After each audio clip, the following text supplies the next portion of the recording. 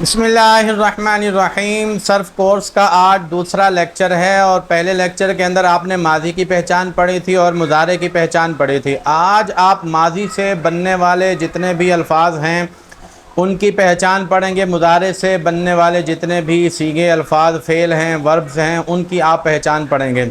تو دو چیزیں جب آپ نے بنیادی طور پر یاد کر لیں تو باقی سارے الفاظ، افعال، وربز وغیرہ ان کا استعمال اور ان کی پہچان آپ کے لیے بہت ہی آسان ہو جاتی ہے۔ سب سے پہلے ہم ماضی کے بارے میں بتائیں گے کہ ماضی سے کتنی گردانیں بنتی ہیں، مطلب کتنے فعل بنتے ہیں، کتنے وربز بنتے ہیں اور کون کون سے بنتے ہیں۔ ماضی کے شروع میں کچھ نہ کچھ لفظ لگا دینے سے اس کا جو ترجمہ ہے وہ تبدیل ہو جاتا ہے، اور اس کا نام ہے نا وہ بھی تھوڑا سا اس میں تبدیلی آ جاتی ہے۔ مثال کے طور پر اگر ماضی کا جو پہلا حرف ہو مضموم ہو، پہلے حرف پر پیش ہو اور آخری حرف سے پہلے والے حرف پر زیر ہو، جیسے فعیلہ، تو فعیلہ جو ہے جیسے فاعلہ تھا نا، تو اسی سے ہم نے فعیلہ بنانا ہے۔ گردان سیم ہی ہے، جیسے فاعلہ کی گردان ہے ایسے فعیلہ کی گردان ہے۔ فعل، فعلا، فعلو، فعلت، فعلتا، فعلنا، فعلتا، فعلتما، فعلتم، فعلتی، فعلتما، فعلتن، فعلت، فعلنا، گردان ویسے ہی ہے۔ اگر وہ آپ کو آتی ہے، نشانیاں بھی ویسے ہی ہیں، وہی نشانیاں ہیں سیم، اور کوئی فرق نہیں ہے، صرف فرق اتنا ہے پہلے حرف پر پیش ہے اور آخری حرف سے پہلے والے حرف پر زیر ہے۔ 3 حرف ہوں، 4 ہوں، 5 ہوں، 6 ہوں، پہلے حرف پر پیش ہو، آخری حرف سے پہلے والے حرف پر زیر ہو، تو سمجھ لیجئے یہ ماضی مجہول ہے۔ ماضی مجہول کا آپ کو پتہ چل گیا۔ جب ماضی مجہول ہے، ترجمہ اس کا کیسے کیا جاتا ہے وہ بھی میں آپ کو بتا دیتا ہوں۔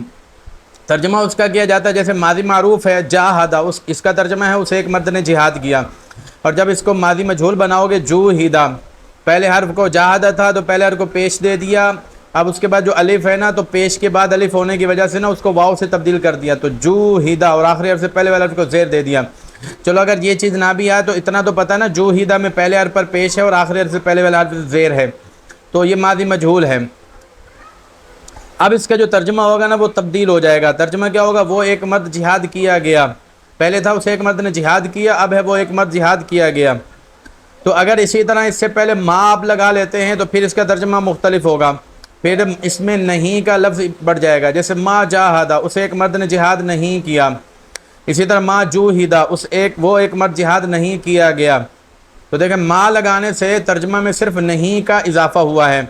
اور اگر آپ ایسی ماضی کو ماضی منفی کہا جاتا ہے، نیگیٹو آپ اس کے اندر انگلش کے اندر بولتے ہیں۔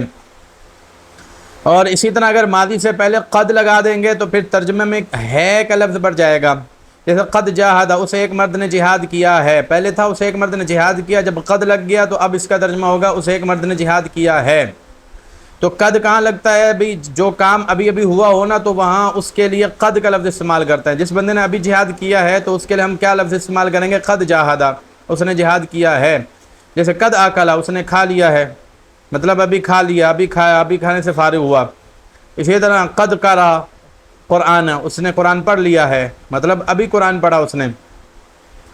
تو اسی طرح قد جوہدہ، مجہول سے پہلے قد لگاؤ گے تو ایسی ماضی کو ماضی قریب کہا جاتا ہے، کیونکہ ابھی ابھی کام ہوا ہے نا، تو اس لیے اس کو ماضی قریب کہا جاتا ہے۔ اور اگر آپ کانا لگا دو گے تو پھر تھا کا لفظ بڑھ جاتا ہے۔ ماضی سے پہلے کانا لگا دو، جاہدہ ماضی ہے نا، اس سے پہلے کانا لگا دو تو پھر تھا کا لفظ بڑھ جائے گا ترجمے میں۔ جیسے جاہدہ کا ترجمہ تھا نا، اسے ایک مرد نے جہاد کیا، اب کان جاہدہ کا معنی ہوگا اسے ایک مرد نے جہاد کیا تھا۔ جو کام ہوئے عرصہ ہو گیا ہو یا کافی دیر ہو گئی ہو تو اس کے لیے نا یہ والی ماضی بعید کا لفظ استعمال ہوتا ہے، یہ والی ماضی اس کے لیے کانا کا لفظ استعمال کرتے ہیں، ماضی کے ساتھ کانا کا لفظ بڑھا دیتے ہیں۔ ایسی ماضی کو ماضی بعید کہا جاتا ہے۔ تو ماضی بعید کا بھی آپ کو سمجھ آ گیا ہوگا۔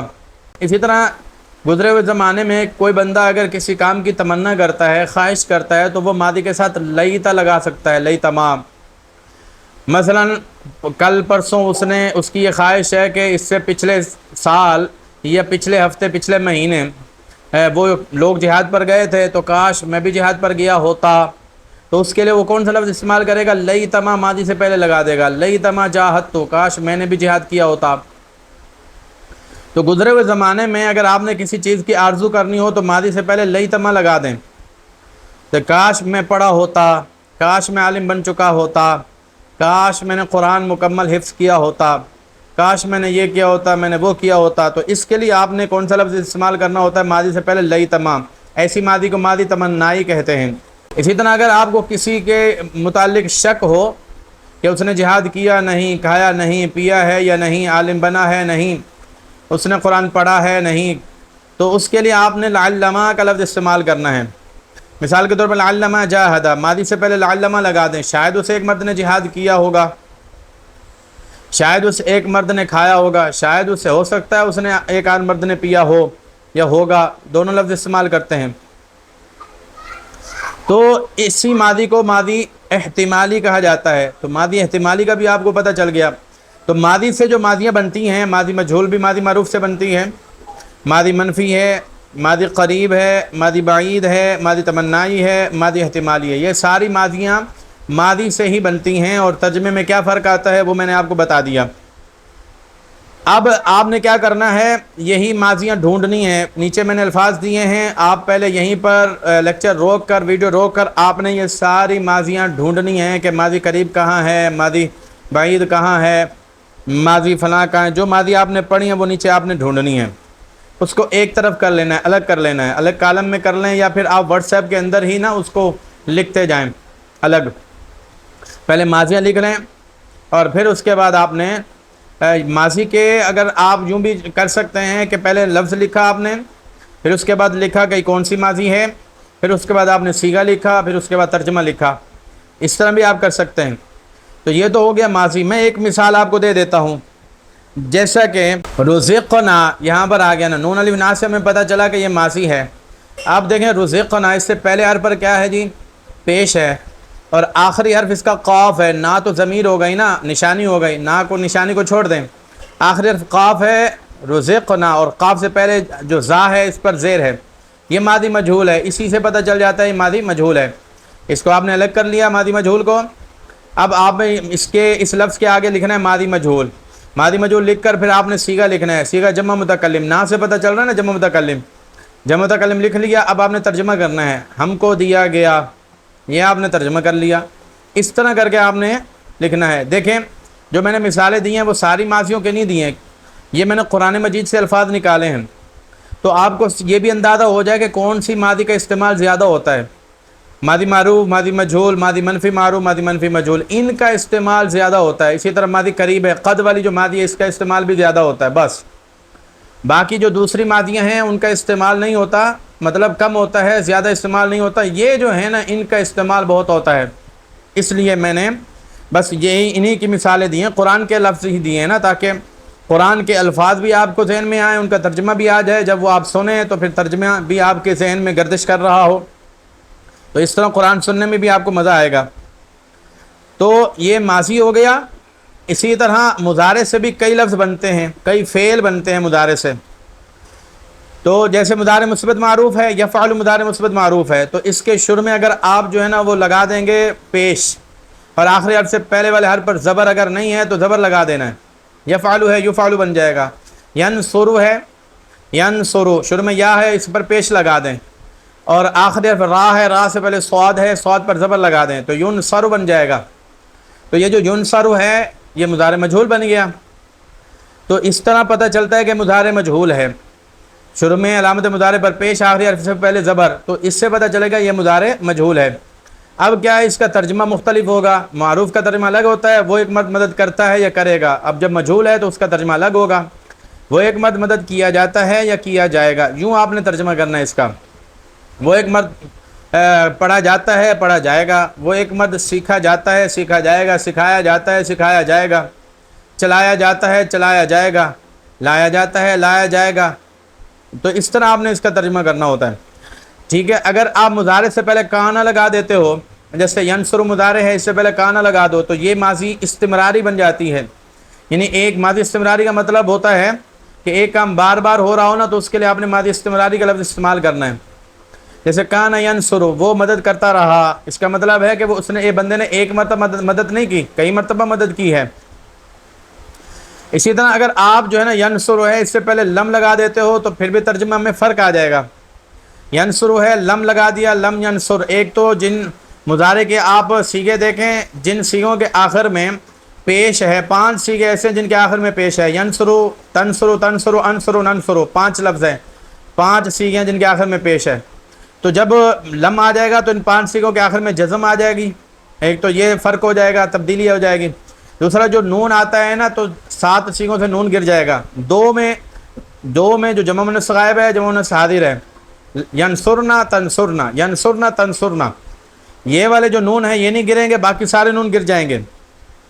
جب لم آتا ہے، یہ آپ کو جو ہے نا نحو کے اندر پڑھایا جاتا ہے، صرف کے اندر بھی یہ بات پڑھائی جاتی ہے. تو ایک تو یہ چینجنگ ہو جائے گی، اور دوسرا اس کے ترجمہ میں بھی فرق آ جائے گا. ترجمہ اس کا کیا ہوگا؟ ماضی منفی والا ترجمہ ہوگا. ینصر کا ترجمہ ہے وہ ایک مرد مدد کرتا ہے، کرے گا. اور لم ینصر، جب لم آ گیا تو اب ترجمہ ہوگا اس ایک مرد نے مدد نہیں کی. تو یہ ترجمہ ہو گیا. تو اس کو اب ایسی گردان کو، لم والی گردان کو کیا بولتے ہیں؟ نفی جہت بلم جازمہ معروف، یا نفی جہت بلم معروف، جو بھی آپ کہہ سکتے ہیں. تو یہ نفی جہت بلم کا بھی آپ کو پتہ چل گیا، یہ بھی مضارع سے ہی بنتی ہے گردان. سمپل ہے، بہت پہچان آسان ہے. لم لگتا ہے، بس لم مضارع سے پہلے لم لگا ہو، اور جو لم ہے نا، لم کے بعد مضارع ہی ہوگا، کوئی اور سیگا ہوگا نہیں، گردان ہوگی نہیں. ترجمہ کیسے کرنا یہ بھی میں نے آپ کو بتا دیا. اسی طرح مضارع سے پہلے لن ناصبہ بھی لگتا ہے. جیسے ینصر ہے تو اس سے پہلے لن ناصبہ لگا دیں، لن ینصرا. لن ناصبہ کا مطلب ہوتا ہے یہ زبر دیتا ہے. ینصرو تھا نا آخر میں پیش تھا، تو لن ناصبہ لگا تو زبر دے دی، لن ینصرا بن گیا. ایسے 5 سیغوں کو زبر دیتا ہے اور نون بھی گرا دیتا ہے. اب ترجمے میں بھی فرق آ جاتا ہے. ترجمہ کیا ہوتا ہے؟ پہلے تھا ینصرو، وہ ایک مرد مدد کرتا ہے، کرے گا. جب لن ناصبہ لگے گا اب ترجمہ کیا ہوگا؟ وہ ایک مرد ہرگز مدد نہیں کرے گا. اب یہ ترجمہ ہوگا. تو اس کی پہچان بھی بہت آسان ہے. اس کو نام کیا دیا جاتا ہے؟ نفی تاکید بلند ناصبہ معروف مجہول. معروف ہے معروف، مجہول ہے تو مجہول. نفی تاکید بلند ناصبہ معروف مجہول، یہ اس کو نام دیا جاتا ہے. اس کے بارے میں آپ کو پتہ چل گیا اور اس کی پہچان آسان ہے. اس کے بعد بھی مضارع ہی ہوگا لازمی، اور کوئی بھی صیغہ نہیں ہوگا. ماضی کے پہلے لن ناصبہ آتا نہیں ہے، لن ناصبہ کے بعد مضارع ہی آتا ہے. تو یہ بھی آپ کو پتہ چل گیا. یہ گردان بھی اس سے بنتی ہے، یہ فعل بھی مضارع سے ہی بنتا ہے.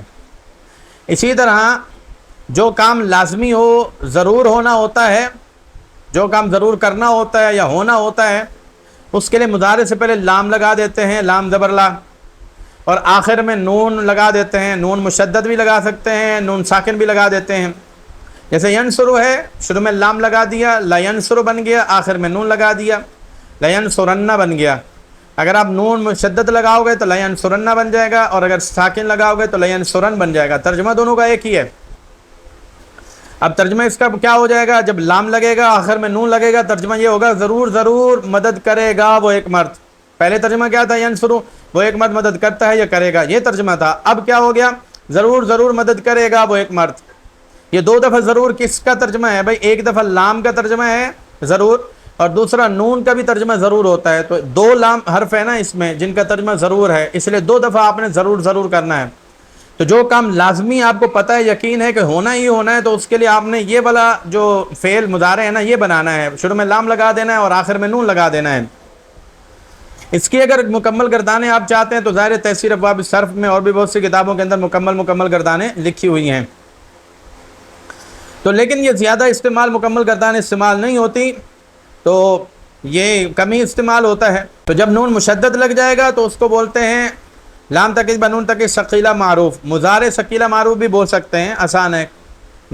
لام تاکید بنون تاکید بھی بول لیتے ہیں کیونکہ لام بھی لگ جاتا ہے، تاکید کا معنی ضرور ہوتا ہے نا، اس لیے لام تاکید بولتے ہیں. اور اگر نون ساکن ہو تو پھر اس کو خفیفہ معروف بھی بول سکتے ہیں. لام تاکید بنون تاکید خفیفہ معروف بھی بول سکتے ہیں، مضارع خفیفہ معروف بھی بول سکتے ہیں.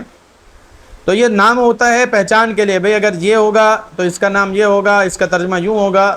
تو یوں یہ پہچان کے لیے نام دیے جاتے ہیں. آگے ہے امر حاضر معروف، یعنی آپ نے کسی کو کوئی حکم دینا ہوتا ہے نا تو اس کے لیے آپ امر حاضر کا معروف کا فعل استعمال کرتے ہو. جیسے کھاؤ، قرآن پڑھو، دین سیکھو، عالم دین بنو، ترجمہ سیکھو، گرامر سیکھو، فقہ پڑھو.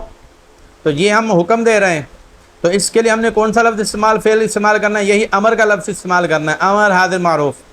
تو امر حاضر معروف کی پہچان کیا ہے؟ امر حاضر معروف کی جو پہچان ہوتی ہے، اس کے ایک بنانے کا طریقہ ہوتا ہے. پہلے میں آپ کو بنانے کا طریقہ سمجھا دوں، پھر اس سے آپ کو ساری پہچان بھی ہو جائے گی. اگر یہ طریقہ آپ کو سمجھ نہ بھی آئے تو کوئی مسئلہ نہیں، میں اس کے علاوہ دوسرا طریقہ بھی بتا دوں گا، اس سے بھی آپ کو سمجھ آ جائے گی کہ امر حاضر معروف کا ہمیں کیسے پتہ چلے گا. تو دیکھیں پہلے بنانے کا طریقہ آپ کو سمجھاتا ہوں. مضارع کے آپ نے 6 سیغے لکھ لینے ہیں مضارع کے 6 سیغے آپ لکھ لیں کاپی پر. تو جب 6 سیغے آپ لکھ لیں کون سے 6 سیغے لکھ لینے ہیں؟ یفعلو کی گردان ہے اوپر لکھی ہوئی ہے, اس میں واحد مذکر حاضر سے جو آگے 6 سیغے ہیں نا میں پڑھ کے سنا دیتا ہوں. تفعلوا تفعلان تفعلون تفعلین تفعلان تفعلنا, یہ 6 سیغے آپ لکھ لیں کسی بھی جگہ پر کاپی پر لکھ لیں یہ 6 سیغے. اب جو ہے آپ نے کیا کرنا ہے علامت مضارع گرا دینا ہے, ہٹا دینی ہے. شروع میں تا ہے نا علامت مضارع, تا کو ہٹا دیں آپ. تا کے بعد فا ہے, فا ساکن ہے تو شروع میں حمزہ لے کر آئیں. اب فا کے بعد کیا ہے عین, عین پر آپ نے دیکھنا کیا ہے زبر ہے تو شروع میں جو حمزہ آپ لے کر آئے اس کو زیر دے دیں. اور اگر عین پر پیش ہے تو شروع میں آپ نے حمزہ جو لگایا اس کو آپ پیش دے دو. اور اگر عین پر زیر ہے تو شروع میں جو حمزہ لگایا اس کو بھی زیر دے دو. یعنی علامت مضارع آپ نے جب حذف کر دی ہٹا دی تو اس کے بعد جو آیا حرف وہ ساکن ہوگا تو حمزہ لے کر آنا ہے, اور ساکن کے بعد جو حرف ہوگا اس کا آپ نے حرکت دیکھنی ہے, زبر زیر پیش دیکھنی ہے. زیر ہے یا زبر ہے تو شروع میں حمزہ پر بھی زیر لگا دو, پیش ہے تو پیش لگا دو, زبر نہیں لگانی آپ نے. تو بھئی یہ اس طرح آخر میں آپ نے جزم لگا دینا ہے. افعل جیسے تنصرو ہے تا کو ہٹا دیا حمزہ لے آئے. اب تا کے بعد نون ہے نا, نون ساکن ہے حمزہ لے کر آئے. نون کے بعد صاد ہے, صاد پر پیش ہے شروع میں حمزہ پر پیش لگا دینا ہے تو انصرو بن گیا. اور آخر میں را پر پیش ہے نا تو جزم دے دینا انصر بن گیا. اور جن میں نون ہے نون کو ہٹا دیں انصر انصرا انصرو انصری انصرا انصرنا. افعل افعلا افعلو افعلی افعلا افعلنا. تو اس طرح گردان اس کی ہوگی. تو یوں آپ گردان دہرائیں گے تو آپ کو پتہ چل جائے گا کہ ہم نے امر حاضر معروف کیسے بنانا ہے. اب ایسا بھی ہوتا ہے کبھی کہ علامت مضارع آپ نے ہٹا دی, اس کے بعد جو ہے وہ فا کلمہ جو اس کے بعد والا حرف ہے وہ ساکن نہیں ہے متحرک ہے, تب تو بہت ہی آسان ہے, آپ نے صرف آخری حرف کو جزم دے دینی ہے بس, اور کچھ نہیں کرنا.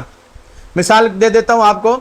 تصرف تصرفان تصرفون تصرفین تصرفان تصرفنا. تصرفو ہے تا کو آپ نے ہٹا دیا صرفو بن گیا. اب تا کو ہٹانے کے بعد جو والا صاد ہے نا, صاد پر ساکن نہیں ہے, صاد زبر ہے. اب آپ نے کیا کرنا ہے آخری حرف کو جزم دے دینا بس, اتنا کرنا ہے تو امر بن جائے گا صرف, بس یہ امر بن گیا. بہت آسان ہے. اگر پھر بھی سمجھ نہیں آئے تو کوئی مسئلہ نہیں. صرف صرفا صرفو صرفی صرفا صرفنا, اس طرح اس کی گردان ہے. تو بھائی یہ بھی استعمال ہوتا ہے بہت امر حاضر معروف. تو میں اس کی مزید پہچان بھی آپ کو بتا دوں گا, کوئی مسئلہ نہیں ہے, گھبرانے کی ضرورت نہیں. یہاں پر 2-4 دفعہ پریکٹس کرنے سے آپ کو پہچان ہو جائے گی. یا جو آن لائن کلاس آپ لے رہے ہیں تو اس میں بھی آپ کہہ سکتے ہیں کہ یہ چیز مجھے سمجھ نہیں آئی, اس کو آپ مجھے دوبارہ سمجھائیں, تب بھی اس میں آپ کو سمجھا دیا جائے گا. تو امر حاضر معروف کا بھی آپ کو پتہ چل گیا. میں اس پر مزید بھی آپ کو سمجھاؤں گا انشاءاللہ العزیز. اب ہے امر غائب معروف. اچھا یہ جو امر حاضر معروف ہے اس کا ترجمہ کیسے کرنا؟ تو ایک مرد مدد کر, تو ایک مرد کھا, تو ایک مرد پی, تو ایک مرد پڑھ, یہ ترجمہ کرنا ہوتا ہے. یہ آپ کو پتہ چل گیا. امر غائب کا استعمال بھی بہت ہوتا ہے.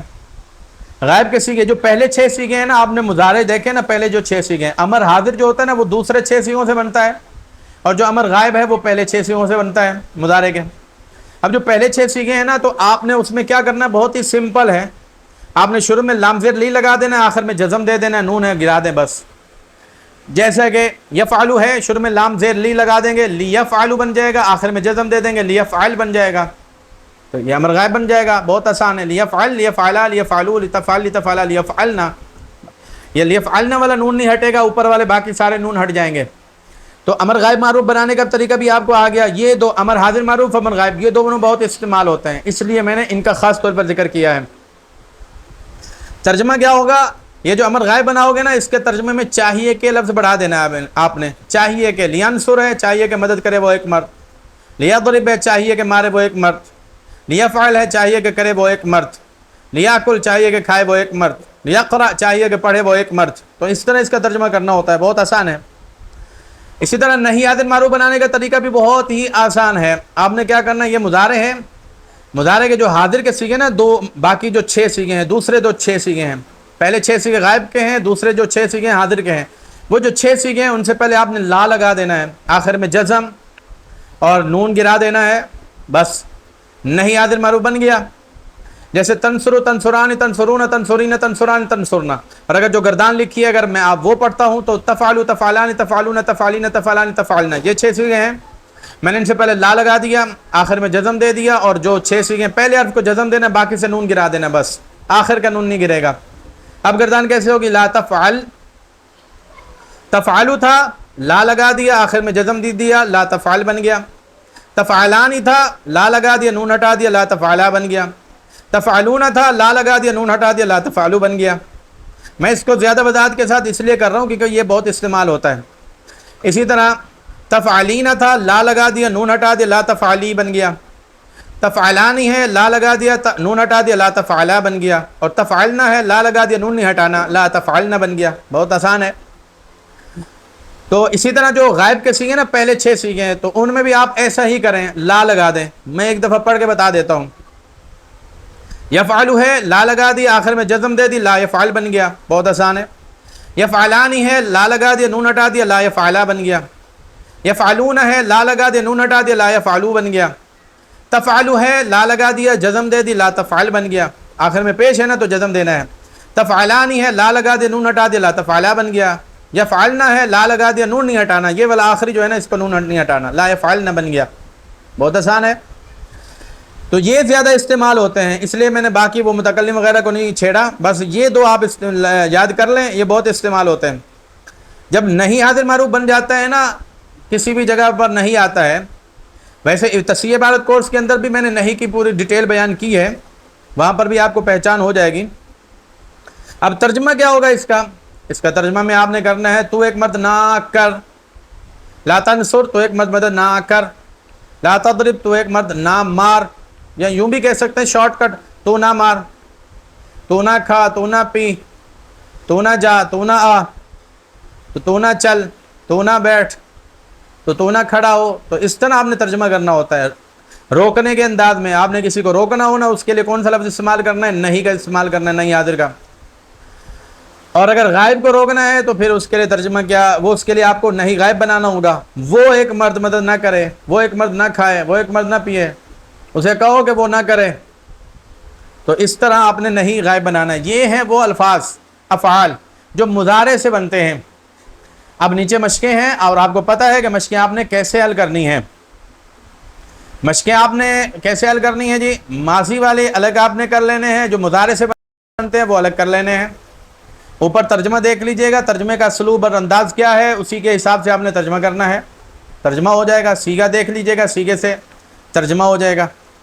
تو اگر دیکھیں اس کا 2 طریقہ ہے. اگر آپ لکھیں گے تو لکھتے ہوئے شاید کافی وقت لگ جائے, تو اس کا آسان طریقہ یہ ہے کہ وائس کر دیں. آپ لکھیں گے, محنت کریں گے تو اور زیادہ آپ کے لیے فائدہ ہوگا نا. جو جتنی محنت کرے گا اس کے لیے اتنا ہی فائدہ ہے. اب ہو سکتا ہے آپ کے ذہن میں یہ بات آ جائے کہ استاد صاحب آپ نے ایک ہی ویڈیو کے اندر اتنی ساری چیزیں بتا دیں, تو بھائی صرف جو 3 سالوں میں پڑھائی جاتی ہے وہ ہم نے 1 مہینے میں پڑھانا ہے.